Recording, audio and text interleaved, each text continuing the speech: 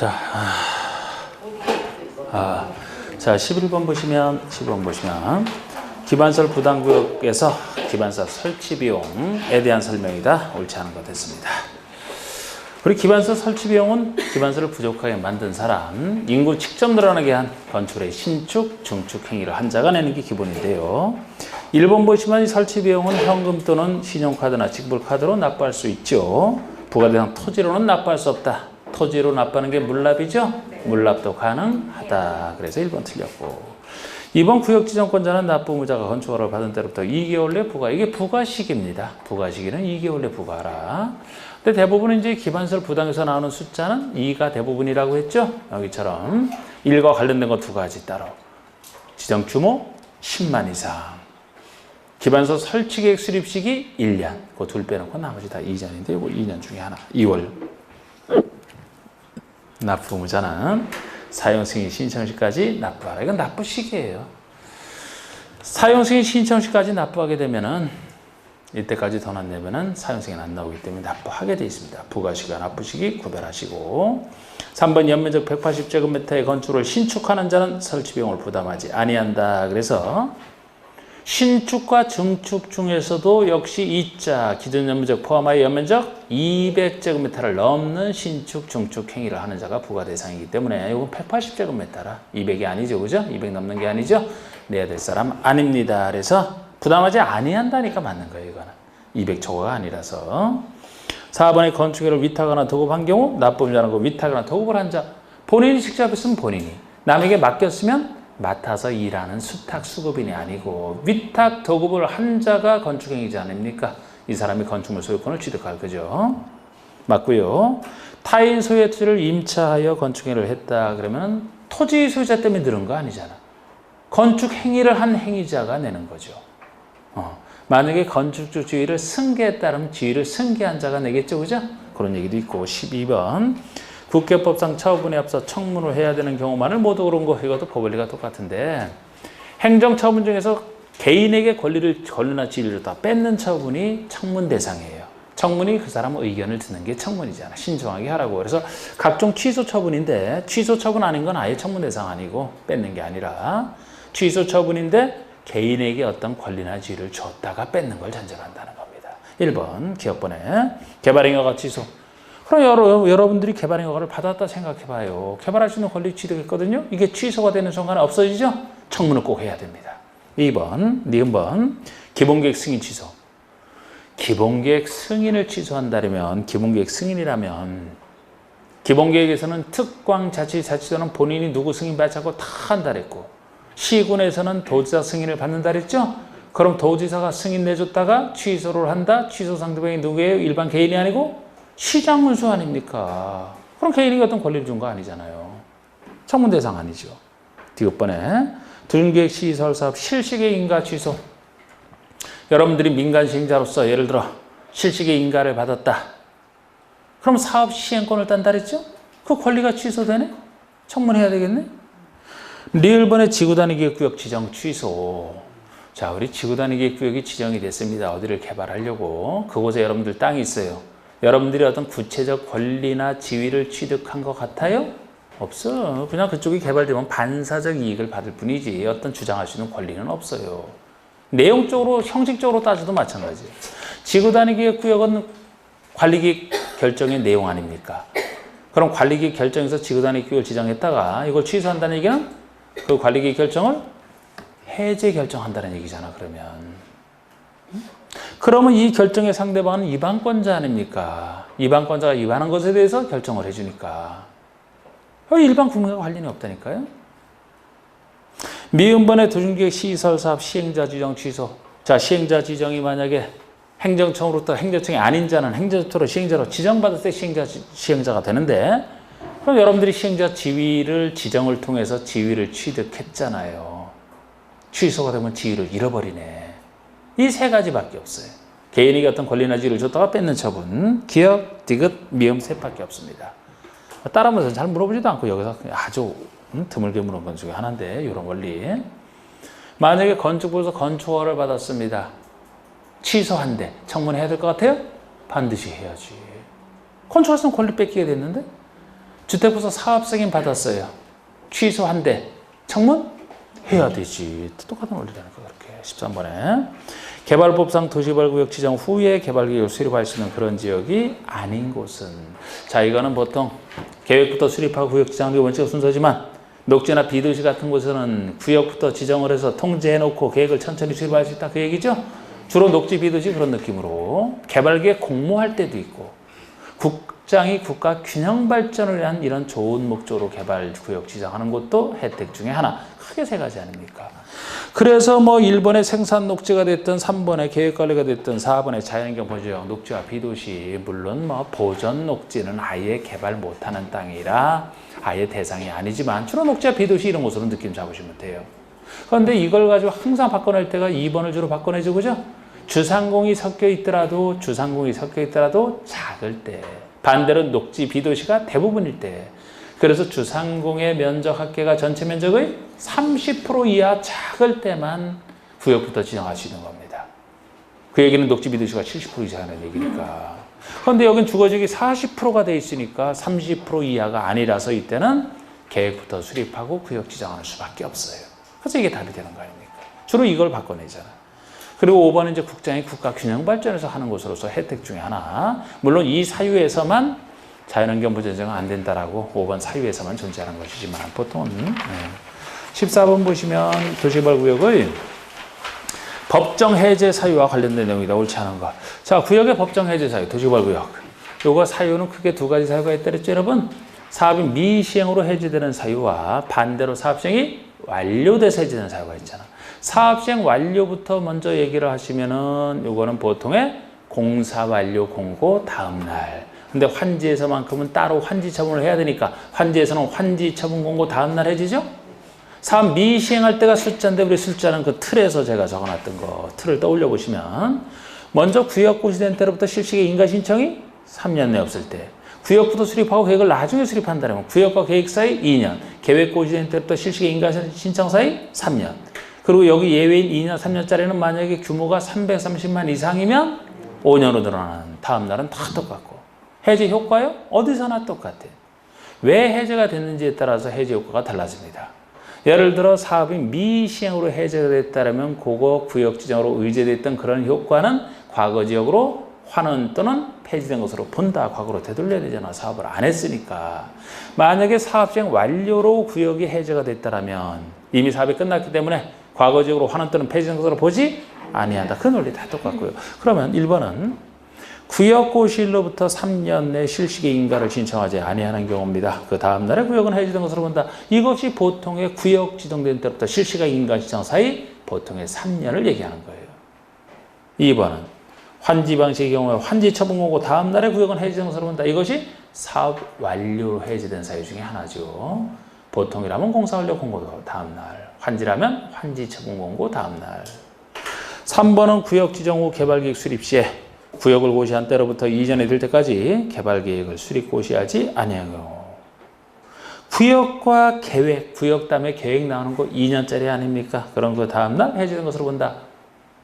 이게 만약에 330만 이상 붙어있으면 이게 이제 5년이 되는 거지.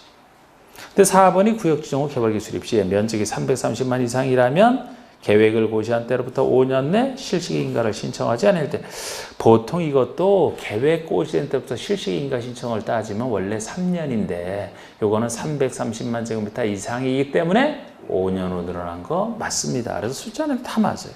5번에 환지 처분 공고 다음 날에 구역이 해제 의지된 때를 전제로 하겠어요.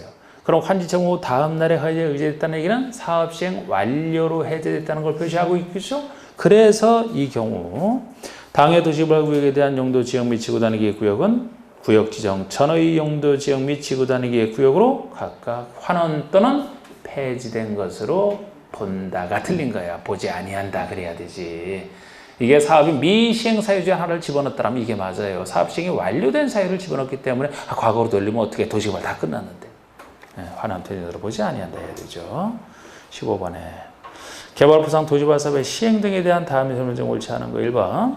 도시개발구역의 전부를 환지 방식으로 시행하는 경우는 토지 소유주나 조합을 시행자로 지정한다.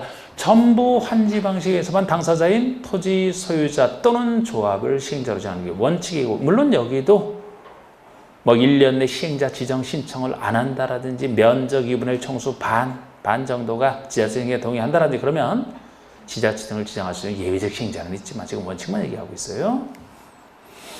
이번에 조합은 혼용 방식에서는 시행자로 지정할 수 없다니까 맞는 거야. 조합은 어디에서만 도시발조합은 어디에서만 시행자가 돼요? 전부 환지 방식에서만. 그래서 조합은 이런 사람이 환지받을 토지 소유자밖에 없잖아. 그러니까 수용이나 혼용에서는 조합은 시행자가 될 수 없다니까 맞는 겁니다. 3번은 도시발 사업에 대한 실시계 인가를 받은 후 1년 내 사업에 착수를 하면 시행자를 변경할 수 있다. 이건 시행자 변경 사유 중에 하나잖아. 실시계 인가를 받았으면 시행자가 사업시행을 땄으니까 빨리 착수를 해야 되는데 그런데 1년이 아니죠. 2년 내 착수 안 할 때가 변경 사유 중에 하나고 이것도 변경 사유 중에 이거 하나만 지금 틀리게 나왔지만 환지 방식에서 토지주나 조합이 시행자로 지정된 자가 구역고시일로부터 실시계 인가 신청이 1년 내에 없으면 시행자를 변경할 수 있다. 그 사유도 있죠. 그래서 구역고시된 때로부터 실시계 인가 신청이 3년 내에 없으면 구역이 해지된 것으로는 엄청난 사유고 구역고시로부터 실시계 인가 신청이 1년 내에 없으면 구역은 살아있는데 시행자만 바꿀 수 있는 사유 중에 하나죠. 그래서 지금 여기서는 하나만 제가 묻지만 환지 방식에서 예외적 시행자 지정 사유에서 몇 년이 나오든 시행자 변경 사유에서 몇 년 나오든 몇 년짜리도 가끔 나오는데 시행자 지정 신청이든 실시계 인가 신청이든 신청에 관련된 건 1년. 신청이 아니고 공사에 착수된 것이 착수랑 관련된 것이 2년. 그래서 3번이 틀린 거 아니에요. 그렇게 정리됐던. 4번의 시행자는 영이 정하는 바에 따라 도시개발 사업에 대한 실시계획을 작성해야 되고 시행자가 실시계획 작성하죠. 뭐 이 경우 실시계획에는 지구단위기 포함되어야 된다. 이것도 특이한 거예요. 도시개발 사업을 할 수 있게 만드는 장치인 실시계획이 개발계획 내용에 들어갈 것 같은데 개발계획이 도시개발을 할 수 있게 하는 계획이라 정비보선 비슷한 정비계획에 들어가요. 지구단위기 정비계획에 들어간단 말이에요. 그런데 개발보선은 개발계획에 들어가는 게 아니고 실시계획에 들어가는 게 특이하다 했던 거. 실시계획 내용 중에 하나로서 또 5번의 종전의 도시군관리로 결정된 사항 중에 새로 고시된 실시계획에 저촉되는 사항이 있다면 신법우선의 원칙에 따라 옛날 내용은 새로 고시된 내용으로 자동으로 변경된 것으로 본다. 이 얘기도 있고요. 16번은 도시개발법 규정의 도시개발 조합에 대한 설명이 좀 틀린 거 됐는데 조합장이나 이사의 자기를 위한 조합과의 계약이나 소송 감사가 대표하는 거 아주 유명한 얘기죠. 2번 조합의 임원으로 선임된 자가 미성년자로 확인됐어요. 그럼 임원 결격 사유가 있다는 것이 확인됐네요. 그러면 자동 퇴임이죠. 다음 날부터 자동 자격 상실입니다. 3번의 다른 점의 소유권 일부를 이전받은 조합원은 그 범위에서 다른 점의 소유권을 승계할 수 없다. 없다니까 맞는 거예요. 없다니까. 원래 조합원은 도시개발조합에서 조합원은 평등한 결의권을 가지는데 다른 사람의 소유권을 승계하게 되면 승계한 사람의 소유권을 행사해서 몇 표 행사할 수도 있다 그랬죠? 근데 승계하려면 뭐가 존재해야 돼요? 그 사람의 소유권 전부를 이전받아야 승계할 수 있죠. 만약에 일부만 이전받으면 나머지 일부는 그 사람이 계속 가지고 있기 때문에 그 사람이 면적에 상관없이 권한 행사할 거 아닙니까? 그래서 일부를 승계받은 경우라 일부를 취득한 경우라 승계할 수 없다니까 맞는 거야. 이거 승계할 수 있다면 틀리겠죠. 4번의 조합원은 도시개발구역에 보유한 면적에 비례하여 면적에 비례하여가 틀렸습니다. 비례하여가 틀렸어요. 면적에 관계없이 평등한 의결권을 해야 됩니다.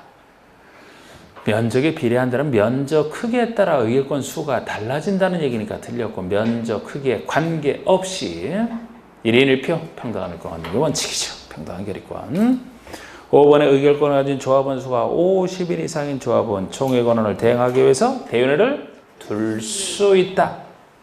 둘 수 있다 임의적. 유일한 임의기관 개발법 정비법에서 정비법만 하더라도 대의원회는 100인 이상일 때 두어야 한다 아닙니까? 개발법상 50인 때 둘 수 있다. 이 경우 대의원 수는 의결권은 총수의 최소 10% 이상 유예기도 맞고요. 17번에 개발상 수용 사용 방식에 관한 도시개발 사업에 관한 설명으로 틀린 거 수용 사용 방식과 환지 방식 중에 수용 사용에 대해서 묻는 겁니다. 1번 토지 소유자가 시행하는 경우 토지를 수용 사용하기 위해서는 대상 토지 면적의 3분의 2 이상을 소유하고 소유자 총수 2분의 2 이상 동의를 받아야 된다.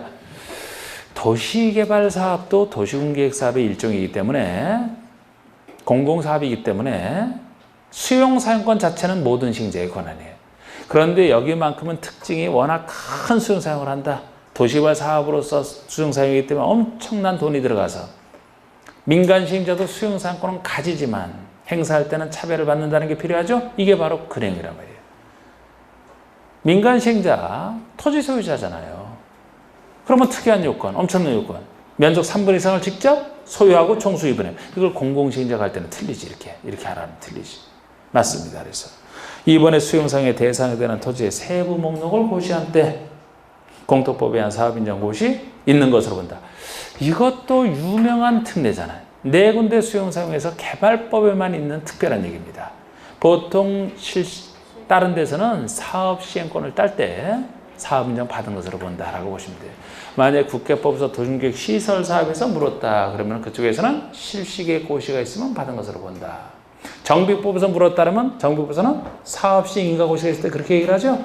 주택법이라면 사업계획 승인을 받으면 각각 이름은 다르지만 사업시행권을 딸 때 받은 것으로 본단 말이에요. 그런데 개발법만 특이한 게 워낙 글쎄 많은 땅을 수용해야 되기 때문에 여기서 사업시행권을 딸 때는 실시계획 고시가 있는 때지만 그때가 아니고 그때 너무 가격이 올라가서 보상금 감당할 수 없다가 본 거예요. 맨 앞에 나오는 개발계획 내용 중에 하나잖아요. 이게 맨 앞에 나오는 개발계획 내용 중에서 박수세등 중에 수잖아요. 수용상의 세부 목록을 고시한 그때 가격 올라가기 전이죠. 그때를 기준으로 하는 게 여기 특이한 거예요. 다른 법과 구별되는 특징. 여기서는 실시계획 고시가 있는 때 한번 틀리는 겁니다. 이게 특이한 거예요. 3번에. 시행자는 소유자가 원하는 경우에 매수금의 전부를 지급하기 위해서 토지나 건축으로 상환하는 채권, 토지나 건축으로 상환할 수 있는 채권이 토지상환 채권이죠. 발행할 수 있다. 그런데 이거는 전부가 틀렸죠. 전부. 그곳에 있는 사람에게 현금 대신에 다 이거 채권 발행해주고 나중에 토지건축으로 다 주게 되면은 환지처럼 하는 게 처음부터 낫지. 뭐하러 수용사용을 합니까? 수용사용은 일반에 줄 수 있어야 된다고 했는데 그래서 일부. 그 일부가 여기는 안 나왔지만 발행 규모가 분양할 토지나 건축물을 2분의 1을 넘지 못하죠. 그죠? 최대 반까지만 할 수 있죠? 나머지 반은 일반에게 줘야 된다 그랬잖아. 일부가 전부라서 틀렸습니다.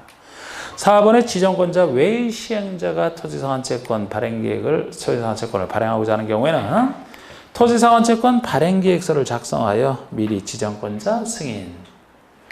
여기 토지상환채권이나 주택법상 주택상환사채가 큰 채권으로서 공통점이 있는데 큰 채권의 공통점이 제일 중요한 것은 민간 시행자가 발행할 때는 보증을 받아야만 된다. 여기서 나온 건 아니고 또 하나 김영식 증권으로 발행한다는 것도 또 하나인데 제일 중요하지 않은 게 이거예요.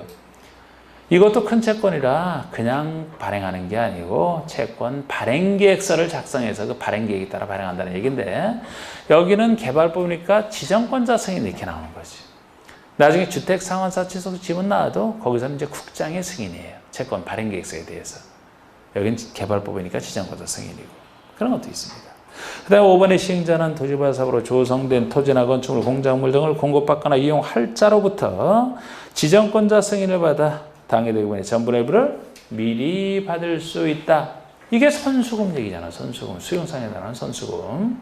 앞으로 나중에 완성될 것을 미리 사서 먼저 돈 내면 시행자가 이제 그 돈으로 사업 등에 충당하면 되기 때문에 선수금이라면 전부 일부 다 받을 수 있어요. 18번에 개발법상 환지 예정지 지정 처분에 대한 다음 기준 중 맞는 거 환지 예정지입니다. 환지 예정지는 이제 공사인이 장기간일 때 필요한 경우 시행자가 지정할 수 있는 것이고 지정을 하게 되면 그 종전의 땅에 대해서 이자가 받을 환지를 그대로 예정지로 지정해주고 그 얘기는 종전의 토지에 대한 소유권 중에서 사용수익권만 환지 예정지로 이전하는 그쪽 가서 임시로 사용수익하게 되는 이 구조. 1번. 시행자는 사업 시행으로서 필요한 경우 환지 예정지를 지정하여야 한다가 아니고 지정할 수 있는 다른 제도는 다 필수. 요거 예정지는 필요한 거 할 수 있는 임의적 제도라는 거 할 수 있다. 2번.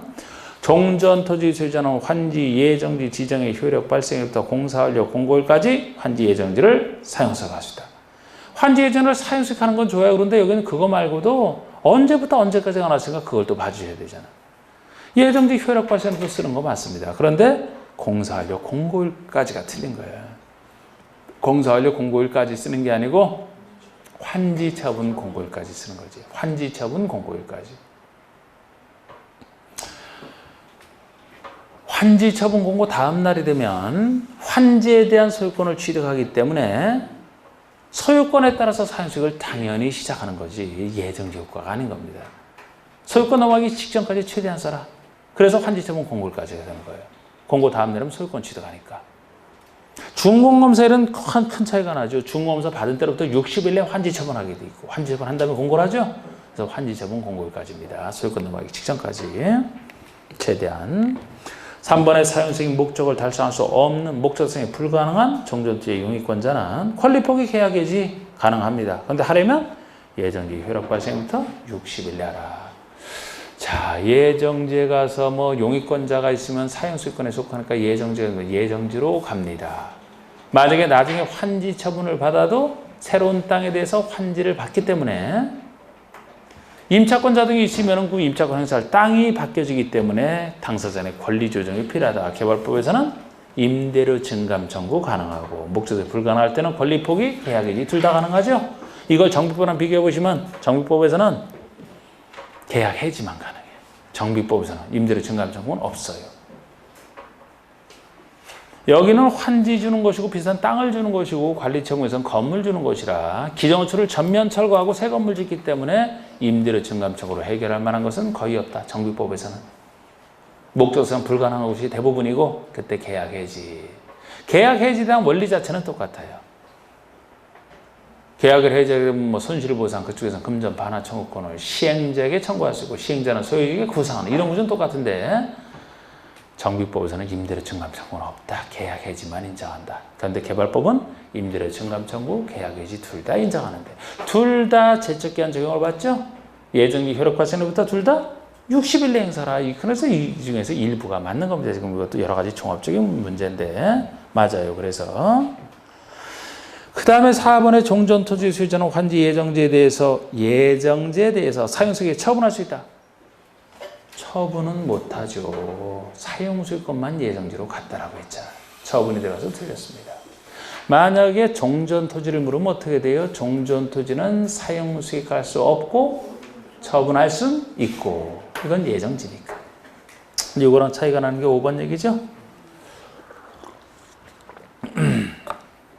재비지에 대하여 환지 예정지를 지정하는 경우에 시행자는 그 재비지를 사용 수익할 수는 있지만 처분할 수는 없다, 있다. 예정지가 지정되면 일반 예정지와 달리 재비지는 역시 시행자가 소유권 취득 없이도 처분까지 할 수 있게 해놨잖아요. 그럼 이때 아무나 시행자로부터 살 수 있고 그때 산 사람은 도로 미리 내지만 나중에 소유권 취득하는 시기는 한참 후죠. 채비지는 먼저 환지 처분 공고 다음 날이 되면 시행자가 취득한 상태에서 먼저 샀던 사람에게 등기를 해주면 채비지를 매입한 자는 그 등기를 마친 뒤 취득한다. 뒤에는 그렇게 연결되는 거잖아요. 처분할 수 있습니다. 19번에 이제 정비법상 정비사업의 공동시행에 대한 설명으로 드린 거. 우리 정비사업의 그 공동시행에 대해서 얘기가 나오면 어떤 조합 등이 누구랑 하느냐는 별로 중요하지 않아요. 옛날에는 공공시행자는 당연하고 민간 중에서 건설업자나 등록사업자는 재건축에서는 공동시행이 안 됐던 시절이 있어. 그때는 그걸 물어봤는데 지금은 이제 누구랑도 다 된단 말이에요. 다 되기 때문에 혹시 공동시행에 대한 얘기가 나오면 달동네에서도 반쪽짜리 기반설만 고쳐줄 때는 간단한 것이라 공동시행 자체가 없고 나머지는 다 있는데 있을 때 그 동의요건 정도만 보시라고 했잖아. 보통의 공동시행할 때는 재개발, 재건축에서는 과반수성으로 충분하다. 그런데 개선사업이 특이하다 그랬죠? 개선사업은 시장허수가 물론 반쪽짜리가 아닌 방법에서 시장허수가 혼자 하든 아니면 시장허수가 다른 사람 공동시행자로 시키든 단독이든 공동이든 특유한 동의요건. 개선사업에서는 소유자 3분의 2, 세입자 세대에서 과반수. 다른 데서는 과반수인데 공동시행에 관련해서 그렇게 동의요건 정도만 좀 구별해 두세요. 누구랑은 중요하지 않고. 그래서 1번 주거환경 개선 사업에서 시장 운수 등이 토지대공사 등과 건설업자를 공동시행자로 지정하려면 주거환경 개선 사업을 공동시행자 지정할 때 얘기네요. 소유자 과반수가 아니란 말이에요. 재개발, 재건축은 이게 맞는데 개선 사업이라 토지 등 소유자 3분의 2 이상 동의. 토지 등 소유자 3분의 2 이상 그리고 세입자 세대에서 과반수잖아. 토지 등 소유자 3분의 2 이상 및 세입자 세대수 과반수. 이 특이한 동의요건이 단독 시행이든 공동 시행이든 달동 내에서는 그겁니다. 그래서 이게 틀렸어요. 2번에 이거 재건축할 때잖아요. 그럼 조합은 과반수 동의를 얻어 건설업자 등록자 공동으로 시행할 수 있다. 재건축에서 조합이 건설업자 등과 공동으로 할 수 있는데 공동으로 할 때는 과반수 동의. 조합은 과반수 동의죠. 3번에 재개발 사업에서 토지등 소유자가 시행하는 경우 토지등 소유자가 시행자가 되는 건 재개발 사업밖에 없는데 역시 마찬가지예요. 공동 시행할 때는 그 과반수 동의를 얻어서 시장구수 등마다 얼마든지 공동으로 할 수 있죠. 4번에 재개발 사업에서 조합이 공동으로 시행하려면 역시 재개발이죠. 조합은 과반수 동의 똑같고 5번은 주거환경 개선 사업을 시행자가 정비 기반시설 공동요소를 새로 설치하거나 확대하고 소유자가 스스로 주택 개량하는 방법으로 하는 경우는 반쪽짜리 방법으로 할 때만 공동시행에 대한 규정이 유일하게 없습니다. 20번에 정비부상조합의 설립에 대한 내용으로 옳지 않은 것 조합, 정비조합, 재개발, 재건축이 예외지. 두 가지 조합. 1번 토지 등 소유자는 그 수가 20인 미만으로서 재개발 사업을 시행하고자 할 때는 조합을 설립할 의무가 없다. 원래 토지 등 소유자가 정비사업 할 때는 조합 설립 의무가 있는 게 원칙이지만 그 수가 20명 미만 작으면서 그것도 재개발 사업 할 때만 조합 설립 의무가 없기 때문에 우리 토지 등 소유자가 조합 설립 않고 본인이 시행자가 되는 경우는 재개발 사업에서만 있는 것이죠. 이 규정과 관련되어 있습니다. 그 다음에 2번에 투기 과열지구에서 재건축 사업을 시행할 때는 조합 설립 인가 후에 재개발 사업을 시행하는 경우에는 관리 채용 인가 후에 그 건축 또는 토지를 양수한 자는 조합원이 될 수 있다. 지금 될 수 없다. 없다. 시기 잘 보세요. 시기 잘 보라고 하기 전에 잘 읽고 나서나 얘기하지. 사람들 생각은. 이 시기 바꾸면 틀립니다. 투기가 활주에서 투기를 막기 위해서예요. 자, 원래는 조합원지 이전이 됩니다. 설립인가 위에 조합이 만들어졌자마자 새로 소유자가 된 자가 조합원지 취득해요. 근데 어디서 안 되느냐? 원칙 되는 거죠. 투기가 활주는 투기를 막기 위해서 안 된다는 거예요. 어느 때로부터 취득한 자가 양수한 자가 조합원이 안 되느냐? 재개발, 재건축 중에서 어디를 더 투기 통지해야 돼요? 재건축을. 그래서 재건축 사업 같은 건 조합 설립인가 받자마자 양수한 자가 원칙적으로 안 되는 겁니다. 근데 재개발이면 되죠? 관리 처분이 인가 이후에 양수한 자가 안 되니까 조합 설립 인가 후부터 관리 처분이 인가 받기 전까지 양수한 자는 조합원이 된다는 거예요. 그래서 재건축이 훨씬 불리하게 되어 있는 겁니다. 이 시기를 바꾸면 틀려요.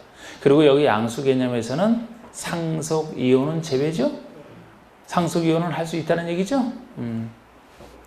그리고 이제 저건 좀 어렵게 낸 거죠. 사실 2번만 정확히 보셔야 되는데 3, 4번 이런 것이 다시 거기에 대한 예외. 어쩔 수 없는 사유로 부득이한 사유로 양도한 사람이 있다. 그 자로부터 양수했다라면은 조합원이 된다는 거예요. 투기과실구라도. 근데 여기서 부득이한 사유는 주택법에 나오는 그 분양권 전매가 허용되는 부득이한 사람 비슷하지만 이거 어렵게 낸 거지만 그쪽에는 없는 얘기, 그쪽에는 좀 약간 다른 얘기가 3, 4번이라 그 정도만 소개를 해놨어요. 보통은 부득이한 자로부터 양도 받았으면 된다 이렇게 보시면 돼요. 근데 3번은 이제 투기과실구를 전제로 해서 세대원의 1년 이상 질병치료로 인한 세대원이 모두 다른 특광시군으로 이전하는 양도인으로부터 그 건축을 또는 양수한 자는 조합원이 될 수 있다. 어떤 자로부터 양수한 자가 조합원이 되느냐 투기과실구로 하더라도 부득이한 사유 중에 질병치료 사유입니다. 그런데 이게 우리가 분양권 전매제에서 부득이한 사유를 더 잘 보는데 그쪽에서는 질병치료, 취약, 결혼 이런 또 부득이한 사유가 있으면은 기억나세요? 거기서는 수도권으로 가는 것만큼은 안 된다 그랬죠? 근데 여기는 돼요. 그런 얘기 없어요. 질병치료라도. 그래서 특별시로 가는 것도 된단 말이에요. 그래서 여기서는. 그런 차이가 있고. 근데 이런 좀 어렵게 낸 것을 대비한 것은 너무 자세하게 보지 말아요. 그래서 질병치료도 그쪽과 달리 또 1년 이상 치료를 요할 때 이런 것이랑 약간 달라서 이렇게 해놨는데 4번은 아예 이제 그쪽에 넣었고 여기만 있는 얘기다. 4번이 투기과실구에서 역시 1세대 1주택자로서 양도하는 주택에 대한 소유기간과 거주기간이 모두 10년 이상인 주택을 소유한 자로부터 양수한자는 조합원이 될 수 있다. 이건 여기만 특이한 얘기인데 뭐 범위는 범위로 보셔가지고 소유기간, 거주기간이 둘 다 10년 이상이어야 되는 게 아니고 거주하기가 더 힘들잖아요. 특이한 사람들이. 그래서 소유기간은 10년 이상이고 거주기간은 5년 이상인 게죠. 둘 다 10년이 아니고. 소유기간 10년 이상, 거주기간 5년 이상, 이런 자로부터 양수한자. 또 이거 틀리신 분이 있는 모양이네. 틀려도 돼, 이런 거. 이건 세배, 어렵게 낼 때 대비한 거라 했잖아요. 기본적인 거 맞추면 돼요. 이런 거 틀렸다고 기죽을 필요 없어요. 그런데 이제 아주 쉬운 부분에서 틀렸다. 그러면 이제 반성을 해야지, 반성을. 이건 반성 안 해도 돼. 5번에 임원의 결격 사유로 인하여 당연 퇴임 대임을 퇴임 전에 이미 관여했대요. 효력을 잃지? 아니하다. 퇴임 전에 관여하는 것은 유효하다. 이런 건 혹시 모르면 안 되지, 이런 건. 3, 4번이 부정확해도 5번 같은 건 정확히 알아야 되는 거예요. 1, 2, 5번은 더 정확히 알아야 되는 거죠. 21번에 정비법상 정비조합의 임원에 대한 설명이다. 옳지 않은 거. 이건 새로 개정된 것, 새로 신설된 것 때문에 하는 거죠. 임원의 뭐 임원의 결격사가 개정된 것도 있고, 뭐, 자격이 있잖아. 옳지 않은 거 임원의 임기 3년 내에서 정관으로 정하되 연임할 수 있다. 연임할 수 없다는 틀려요. 연임할 수 있습니다. 당연히 왜 안 되겠습니까? 3년이 최대치고요. 이사는 너무 작으면 안 되기 때문에 조합장 보호자는 역할이 작으면 안 되기 때문에 최소 3명 이상. 근데 조합원의 수가 100명이 넘으면 좀 여기서 큰 조합으로 본다 그랬죠? 5명 이상 그때는. 감사는 오히려 많으면 안 돼. 작아야 돼요, 감사는. 1인 이상 3명 이하입니다. 3인이 최대치, 3인이 최대치. 3번에 정비법 자체를 위반하여 벌금 100만 원 이상의 형을 선고받고 10년이 지나지 아니한 자는 임원이 될 수 없다. 옛날에 5년, 지금은 10년이잖아. 그죠? 이것도 올해 바뀌어서. 이거는 개발법과 정비법의 임원 결격사는 다 똑같습니다. 근데 유일하게 정비법에만 추가적으로 있는 게 이거라고 했어요. 이건 정비법 자체를 위반해서 100만 원 이상 벌금 선고만 받아도 오히려 개정되고 나서 숫자는 더 외우고 싶다. 100만 원, 10년, 110, 다 0 하나 빼면 되잖아. 다 10이랑 비슷하잖아. 그래서 10년이 지나지는 자는 안 된다. 여기만 있는 특유한 임원 결격 사유로. 4번에 정비조합 임원이 되려면 정비조합 임원의 자격입니다. 이렇게 자격도 엄청 강화해놨어요. 임원이라면 이제 아파트가 나와. 또 헛소리가 자꾸 조금씩 나오네, 이거. 조합장 이사감사인데, 셋 다 마찬가지예요. 정비구역에서 거주하고 있는 자로서 선임일 직전 3년 동안 정비공인의 거주기간이 1년 이상 또는 정비에 위치한 건축 또는 토지를 10년 이상 소유하고 있어야 된다. 임원 자격에서는 거주 요건은 1년 이상이에요. 근데 거주 요건은 1년이 안 된다면 선택사항이잖아요. 건축이나 토지의 소유기간이 5년 이상이지. 거주기간은 1년 이상 또는 소유기간이 5년 이상 둘 중에 하나입니다. 여기서는 5년 이상이죠. 이번에 임원 중 조합장, 이건 조합장이 선임되고 나서 갖춰야 될 조합장만이 필요로 하는 요건인데, 선임되고 나서도 선임일로부터 관리처분 계획 받을 때까지는, 관리처분 인가 받을 때까지는 계속 거주해야 돼. 영업을 하는 자는 계속 영업을 해야 되고, 관리처분 인가 받을 때까지. 거주보다 영업을 하는 사가 당선됐으면은 더 힘들겠네, 그죠? 그냥 적자가 늘어도 조합장 되고 싶으면 계속 영업해야 되는 얘기잖아. 안 그럼 물러나야지. 22번. 정비법에서 시공자로서 건설업자나 등록사업자를 시공자로 선정할 때 그 시기와 방법에 대한 사유. 틀린 것은. 항상 이거는 시행자 중에서도 조합이나 토지소유자, 민간 시행자가 민간 출신인 건설업자 등을 선정할 때 부정이 많아서 통제하는 건데, 시기와 방법 중에 하나만 통제한다. 1번 조합은 조합 설립 인가를 받은 후에 선정해야 된다. 그러니까 조합만큼은 조합 설립 인가 받자마자 조합의 형태가 갖춰졌으니까 그 전에 조합의 형태가 없잖아요. 이러자마자 선정하라는 얘기니까 사실상 시기 통제하는 게 아니다 그랬어요.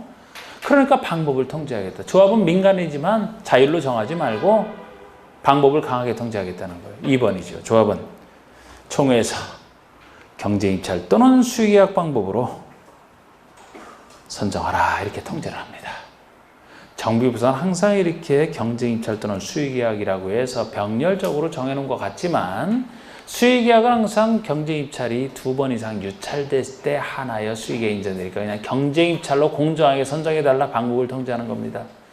그 대신 이것도 조합원 수가 100명이야 작다 작으니까 이때는 꼭 경쟁입찰을 할 필요 없이 정관이 정하는 법에 따라 자율적으로 할 수도 있고요. 이건 작은 조합일 때만. 시기를 통지 안 하고 방법을 통지한다 이렇게 했던 거. 그 대신 1, 2번과 구별할 게 3번이죠. 재개발 사업을 토지 등 소유자가 시행한다. 토지 등 소유자가 시행한다라면 시행자 지정고시 후 이 시기가 틀린 거예요. 이 사람이 시행자로 지정돼야 시행자가 되지만 그때 선정되고 나서 선정하라면 시기 통지하는 게 아닌데 조합이 단체가 아니다 보니까 사업 시행권도 못 달까 봐 시행자 지정고시 후가 아니고 사업 시행 인가 후 선정하라 이렇게 돼 있잖아요. 사업 시행권 따고 나서 사업 시행 인가 후에 선정하라 그래야 됩니다. 근데 이 시기를 강력히 통지하는 거죠. 이건 사업 시행권 따고 나서 선정해야 되니까. 근데 지금 방법은 규약이 정하는 바에 따라 자율에 맡기는 거죠. 이렇게 시기와 목적을 하나 구별하시는. 그래서 뭐 우리 뒤에서 할 때 여러분 그 분양 신청위원들 당사자에게 미리 알려주는 분양 통지 및 공고는 보통이라면 사업 시행 인가고시로부터 120일 내에 한다 이렇게 틀을 잡았잖아요. 그런데 토지 등 소유자가 한다면 의무적으로 사업 시행 인가 이후에 시공자를 선정하라 그랬죠? 그래서 그때는 시공자와 선정계약을 체결할 때부터 120일 내에 통지 공고 이렇게 나가는 예외가 적용되잖아요. 그게 바로 이 케이스죠. 그리고 4번 시장은수 등이 정비사업을 시행한다. 시장은수 등이라고만 나와 있지만 시장은수 등이나 지정개발자나 토지주택공사 등이나 뭐 이런 사람들 예외적 시행자. 그나마 이건 믿어주기 때문에 예외적 시행자가 사업 시행할 때는 시행자 지정고시에서는 이게 시행자로 지정되면서 선정하는 케이스입니다. 믿어주기 때문에. 그러나 항상 공공이 할 때는 또 공정하게 해야 되죠. 그래서 방법은 일반 경제입찰로 하라 이렇게 돼 있고요. 시기 방법 다. 5번의 위 사의 경우 시장은수 등이 나설 때 시장은수 등은 주민대표가 경쟁입찰을 통해 시공자를 추천한 경우에는 그 시공자를 선정하여야 한다. 의무. 그래서 이제 시장은수 등이 한다면 거기 있는 토지 등 소유자는 시행자가 될 사람이 아니기 때문에 주민대표 등을 구성해서 시공자를 추천해도 되고 안 해도 상관없어요. 그런데 만약에 경쟁입찰로 공정하게 추천을 했다라면 추천한 자를 시장은수는 시공자로 선정해 줘야만 된다는 겁니다. 그런 의무 하나 지어놓고 있는 거죠. 23번 보시면 정비사업에 있어 사업시행자의 사업시행에 관한 설명이다. 가장 바르지 못한 거 됐는데 조합설립의 인가가 있으면 지상권, 전세권, 임대차 계약의 계약 기간에 대한 민법 등의 각종 규정 요게 기간을 보장해주는 규정은 적용하지 아니한다. 그럼 조합 설립에 대한 인가만 있으면 바로 이 구역 기간을 보장해주는 규정을 적용을 안 할 것 같아요? 합니다. 언제부터 안 해요?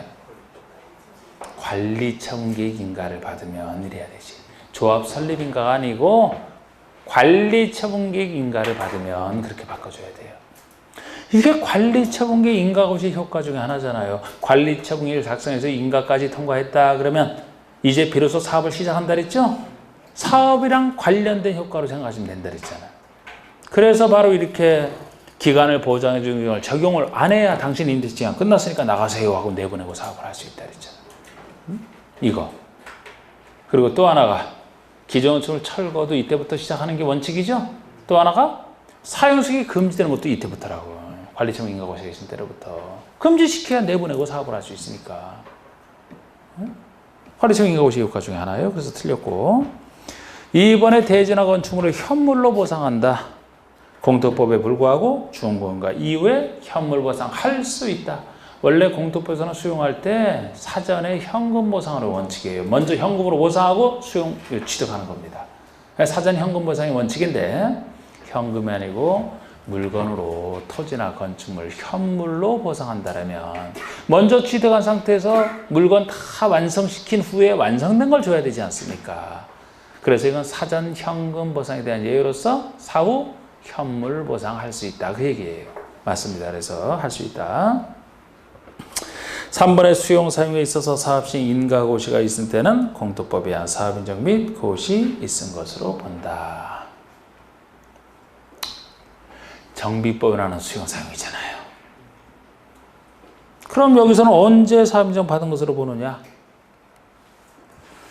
사업식 인가고시가 있을 때, 사업식 인가를 딸 때 개발법이 특이했잖아요. 수용사용 세부 목록 그게 특이했지. 여기 평범합니다. 맞고요. 사업식 인가를 딸 때잖아요.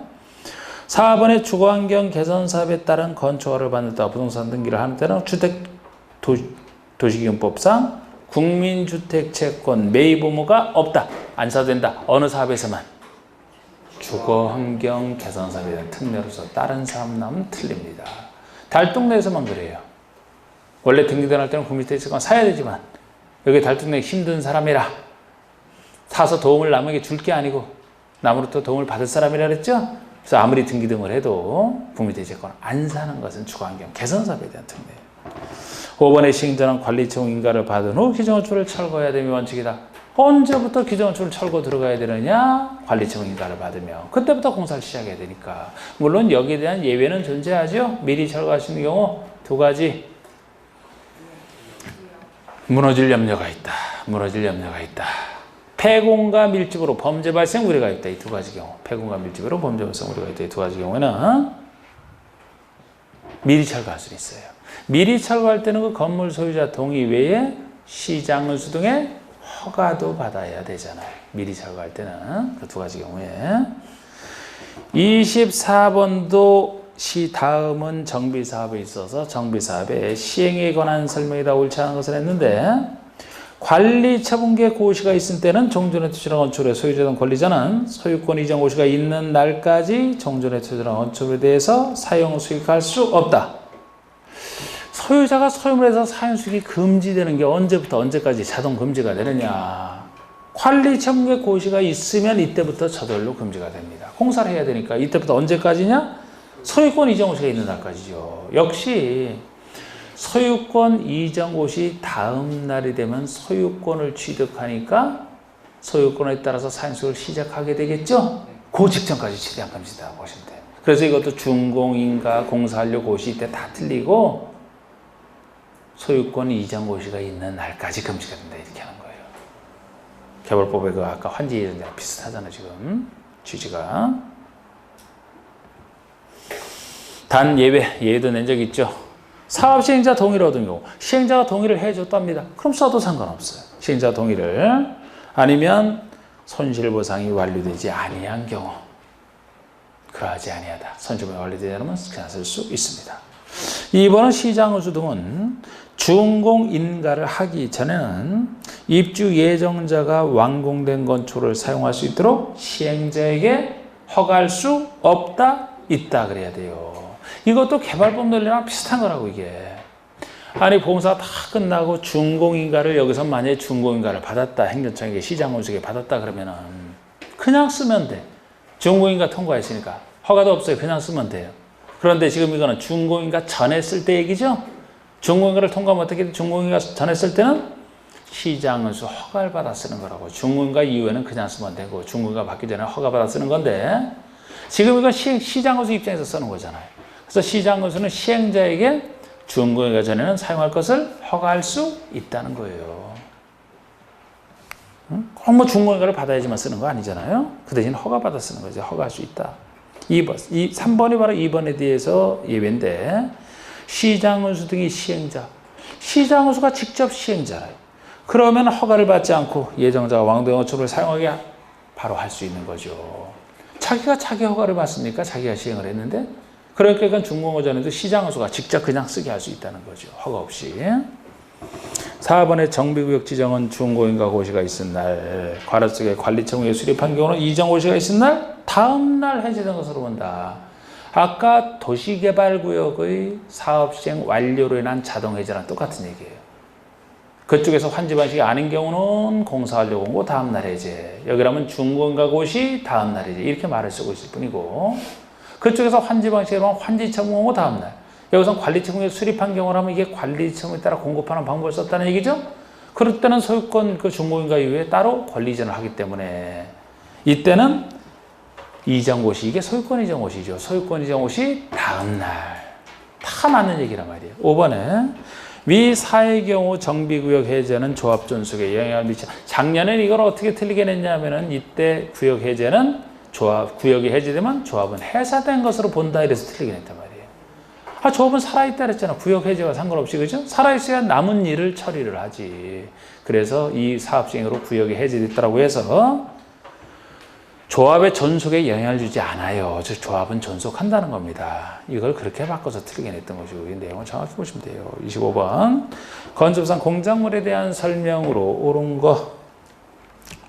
자, 우리 건축상 공작물이면 건축물이 아닌 걸 전제로 하죠. 건축물이 아닌 공작물이기 때문에 큰 것이 기껏해야 신고밖에 없다. 여기서 큰 게 뭐냐? 뭐를 넘는 높이 2, 4, 6, 8 넘는. 여기서 대부분이 6m 넘는 것이고 2m 넘는 게 담장 옹벽이고 사광, 팔고 뭐 원하이팅 했던 거 있잖아. 지하 대표는 면적 30을 넘는 것도 있지만 근데 유일하게 이하짜리가 기계 직전으로 외벽이 없는 거 8m 이하 그거만 신고다. 자, 1번 높이 4m짜리 태양에너지 발전 설비예요.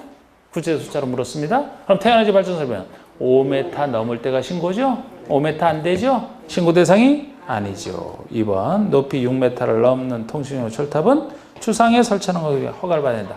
허가해서 틀린 거야. 허가해서. 신고지. 예? 건축물은 허가 신고 대상 큰 게 허가, 가벼운 게 신고지만 공작물은 건축물이 아니기 때문에 최대 신고밖에 없다 했죠. 허가는 아예 없어요. 숫자는 맞는데 예를 들어 굴뚝, 장식탑, 기념탑, 뭐 운동세란, 철탑, 여기 통신철은 주상에 설치하는 걸 전제로 해서 대부분에 들어가는 거예요. 6m 넘을 때 맞는데 신고란 말이야. 신고. 그리고 참고로 여기서 뭐 허가 신고 이런 것은 다 보통 건축법에서는 개별적인 것이라 자치시, 자치도, 시장수, 구청장이 대부분이죠. 건축 허가 중에서도 대형 건축물 지을 때만 특별시장 관리장이 예외적으로 등장할 뿐이야. 보통은 다 시장수, 구청장급이잖아요. 근데 이건 허가가 틀렸고 3번에 높이 10m짜리 기계식 주변에 외벽이 없는 것을 설치할 때는 신고해야 된다. 아예 이거는 축조를 못하는 경우에요. 외벽도 없으면서 기계식 철골 졸업식으로 만든 주차장이다. 8m 넘어서 위험해서 설치를 못합니다. 8m 이하가 신고 대상이 돼요. 4번에 건축에 딸린 높이 3m의 담장을 설치할 때는 축조 신고해야 된다. 자, 우리 담장이면은 2m 넘는 게 대상이니까 3m면 2m 넘으니까 그럴듯하죠. 그런데 딸린 때문에 안 되는 거예요. 건축에 딸린 시설물은 건축물 자체에 포함이 되기 때문에 건축에 대한 허가 신고로서 충분한 것이 따로 신고해야 되는 거 아닙니다. 여기는 건축에 딸려 있지 않은 건축과 분리된 것을 전제로 해서 공작물을 이론을 전개하는 거예요. 딸린이 나왔기 때문에 틀렸습니다. 아예 신고 대상이 아니에요. 5번에 높이 5m의 광고탑을 설치하는 경우는 축조 신고해야 된다. 광고탑은 4m 넘는 거 사광이죠? 그러니까 신고해야 돼. 이게 그냥 맞잖아요. 자, 여기서 10분 쉰 다음에 또 나머지 하겠습니다.